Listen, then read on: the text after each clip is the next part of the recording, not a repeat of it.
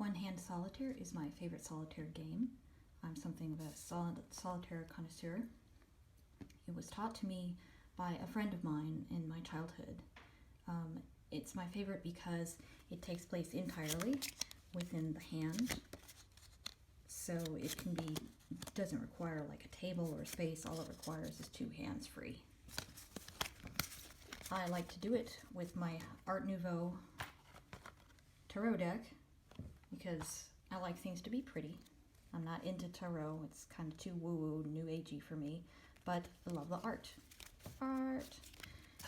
So how I do it is I separate out the minor arcana from the major arcana, and if you don't know the difference, your manual will tell you. Now there are 56 of the minor arcana as opposed to a 52 card normal playing card deck. So you'll have 4 extra cards, but it doesn't really make that much difference. It's still possible to win this. And anyway, it's mostly just for fun. I make sure that they are all this way up because at least in my deck the numbers are only at the top. So these are the numbers. And if it's not a numbered card, it's the King of Swords, so it'll say up there. And then the suits are chalices, swords, wands, pentacles. Yeah, like that. So I have to shuffle them. I cut the deck like this, but then, like, if you can see, I have to shuffle them so they're all still oriented in the same direction so that I can still do this one-handed. Here's how it works. I also, when I begin, I turn this upside down so that when I pull a card over like that, it's right side up, and I see that it's the 8 of Swords. Next card is the Knave of Pentacles, and I have to hold it at a bigger spread so that I can see the numbers. Swords, Pentacles, Chalices.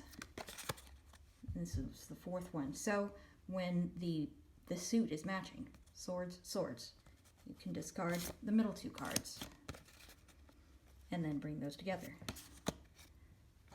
9 of Chalices, 1 of Wands, and now when you've gotten to 4 cards and these 2 cards match neither the number or the suit, slide that card over.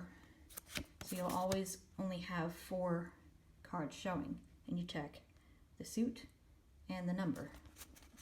Slide over, pull the next card, Pentacles, Chalices. The suits are the hardest thing to keep track of because it's not as obvious with a regular playing card deck, but this is very meditative for me. Chalices, Wands. And the more I play this, the more I get used to it. And plus it's pretty. It's very meditative, it's very absorbing, and especially if I have to wait somewhere with my pathological demand avoidance, it can be a very triggering thing, and so this helps keep me calm. Alright, King of Pentacles, 8 of Pentacles. The suits match, middle 2 discarded.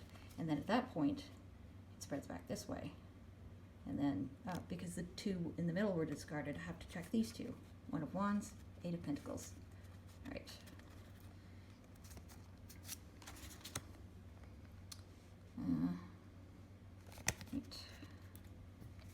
The next one,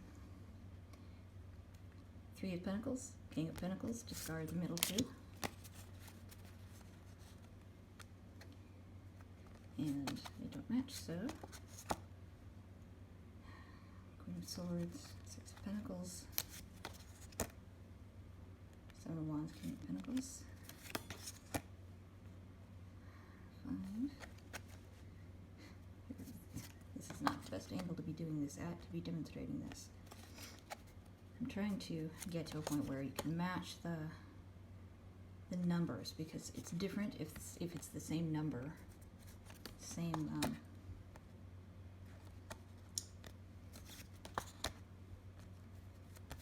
chalices, discard the middle, check.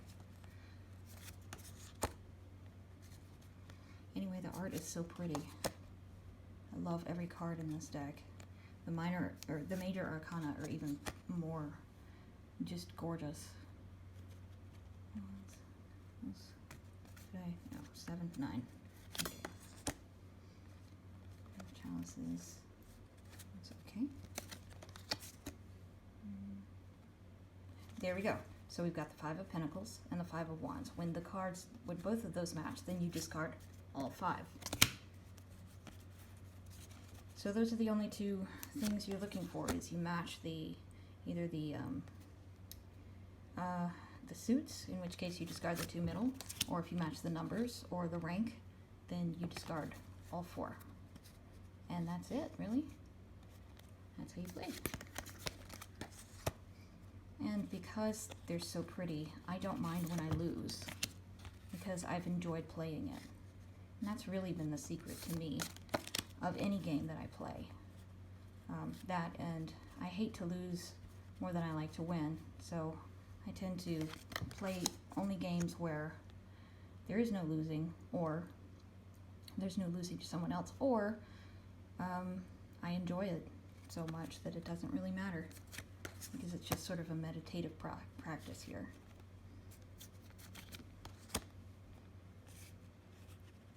And even just looking at the cards can sometimes be distracting, but also just kind of wonderful. Remind me that there's beauty in the world, even if I'm being forced to wait in like a DMV waiting room.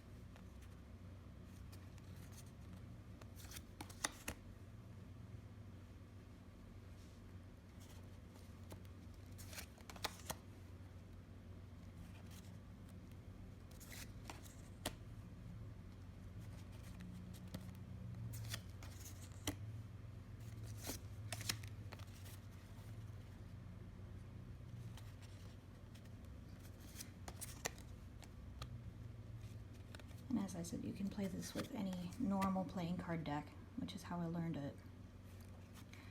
It's a lot simpler. You don't have to separate out the arcana, and don't have to hold it at so wide a spread, and it's easier to tell when you've got two matching suits, two matching numbers.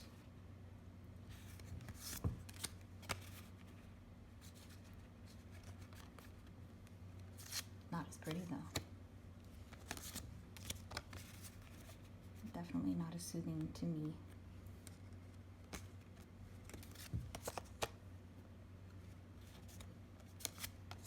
Or as fun.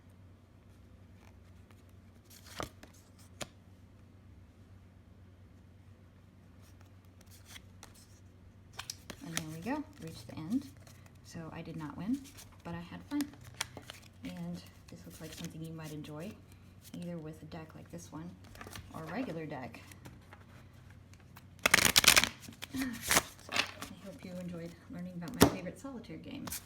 And just briefly, this deck is by Antonella Castelli, and it was made, well, when Art Nouveau was big anyway.